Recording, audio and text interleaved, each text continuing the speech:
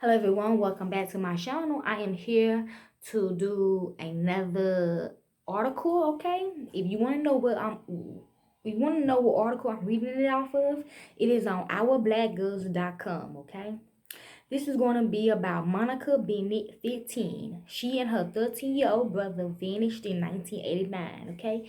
This is what she looked like, and actually this female down here in Texarkana, Texas, named Keosha Tyson, actually was wearing her bodysuit. Okay, this is the real Keosha, even though her real name is Monica, but Keosha took her bodysuit and was wearing it. Okay, so this is her, literally. Okay, so let's begin. She want me to tell y'all that. This is a case I initially came across when I first launched Our Black Girls, and it continued to weigh on my heart. I've written about it on social media, but I haven't dedicated space here on the site for a full story until today. It involves siblings.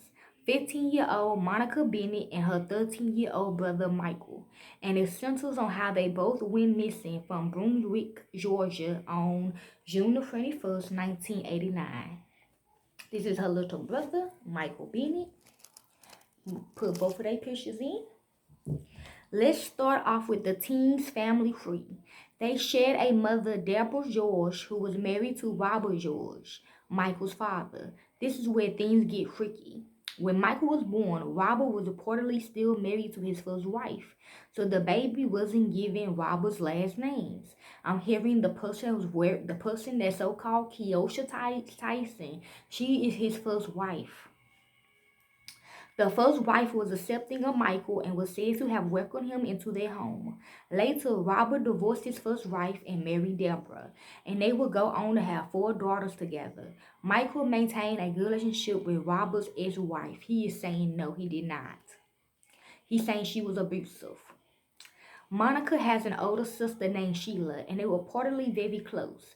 Although Sheila was still in high school, like her sister, she had married, moved out of the family's home, and in with her in-laws, and was pregnant by 1989. The sisters may not have lived under the same roof, but they were able to see each other daily in school. It was sometime early in that year when Monica Bennett made a startling revelation.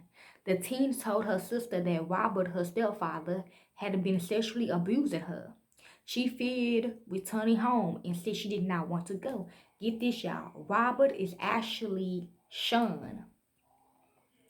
They were dating Miracle Smith, and that supposedly got kids by Keosha Tyson. Okay? This is how Monica was supposed to look. Okay? In turn, Sheila told a school counselor and they called the authorities. When Deborah spoke with police regarding the allegations, they also saying the mother is dead too, Deborah. Sheila, I do not know. She is saying she is deceased too. When Deborah spoke with police regarding the allegations, she reportedly let them know that she believed her daughter was lying. Surprisingly, that was the last anyone spoke of the allegations with authorities, and police did not check in with the family in the future. I'm hearing they were not supposed to do that, okay? Because the police, asked that, okay? Also, the dude Sean that Keosha Tyson used to date, that was dating Miracle Smith, he actually killed my best friend's son, which is Daniel Jr. My best friend Adula, that was his son. They like to kill children, okay? Deborah's reaction to Monica's allegations would come as a shock to most, but she reportedly had a habit of ignoring concerns about her husband. One daughter caught Robert attempting to sneak into a room, and Deborah walked in and found Robert molesting a 13-year-old daughter. Even brother Michael refused to believe that his father was a predator because they was very close. However, when he saw Robert sexually abusing another sister, he couldn't deny it any longer. He said he never did. He believed it the first time it happened. Because he did me like that. That's what he's saying. Once Michael told his mother about the abuse, she finally decided that it was time to end the marriage. Deborah and Robert separated, but neither child stayed with their mother. It wasn't a preferred option, yet still, Monica Bennett moved in with her biological father. Michael went to stay with Robert's first wife, and the remaining children continued to live with Deborah. Michael reportedly saw them on the weekends. Immediately after the separation, Robert got himself a new apartment in the city, but he instead decided to relocate to his home state of Alabama. By June 21st, 1989, Robert was nearly ready to leave his old home behind, and he reported that his apartment was practically empty aside from necessary last-minute items. This is what Michael Bennett would have looked like. Okay.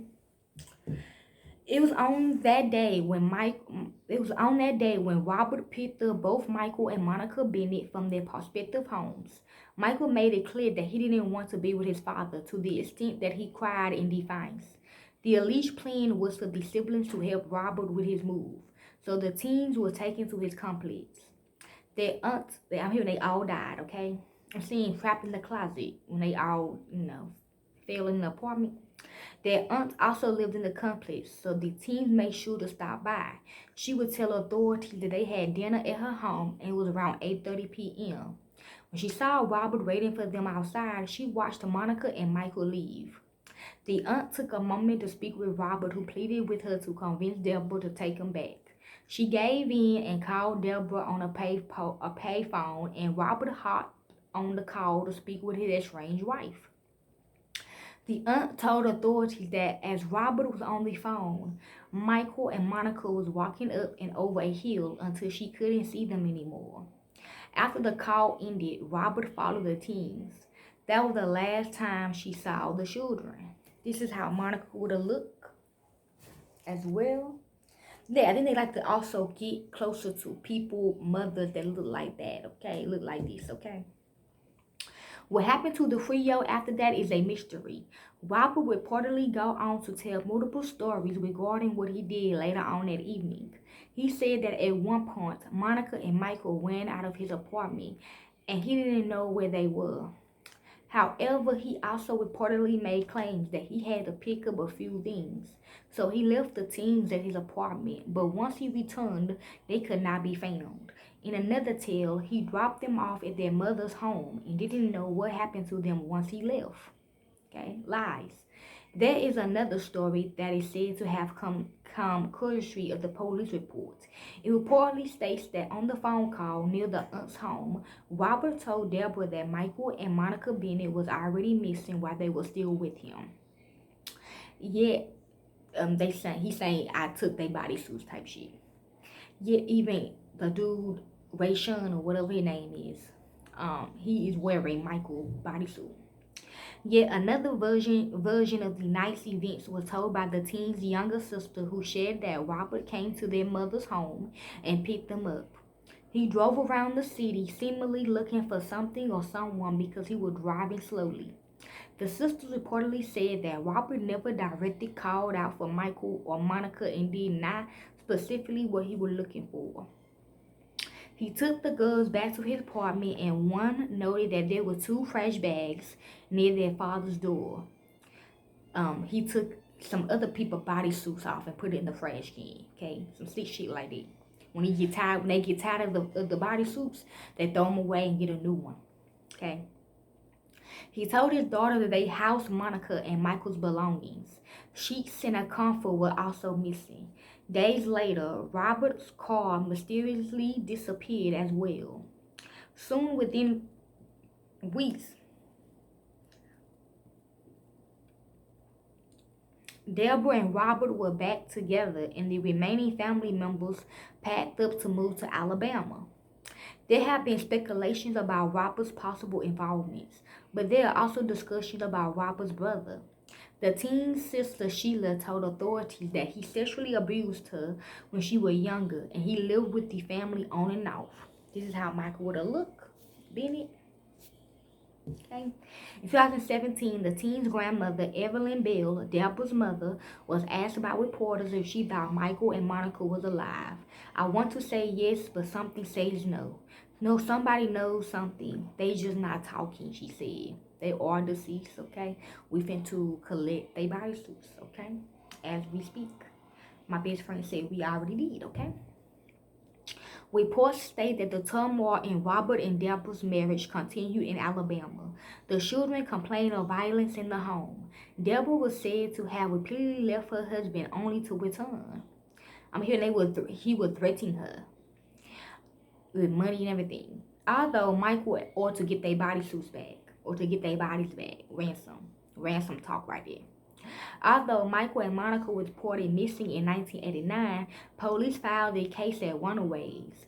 Authorities failed to accurately search for the children under the disguise they left home of their own accord, and it was only in the early 2000s that police gave the paperwork another look. It was then that the teens were considered endangered missing, and their names was entered into the government's missing person database in 2009. At the time of her disappearance, Monica Bennett stood 5 feet 5 inches tall and rated 130 pounds. Yes, Coach, Keosha Tyson was in that height, okay? She had black, dark brown hair and brown eyes. Both of her ears are pierced and her middle name is Renita. Her DNA is reported on file. Monica will be 47 years old at the time of this publication. Anyone with information regarding this case is urged to contact the Glenn County Police Department and 912-554-7800 or their local authorities. The agency case number is 8900-21957. Please share this story about Monica Bennett and her brother Michael to help reignite the investigation into her case. She is our sister and her lives matter. Both of them, okay?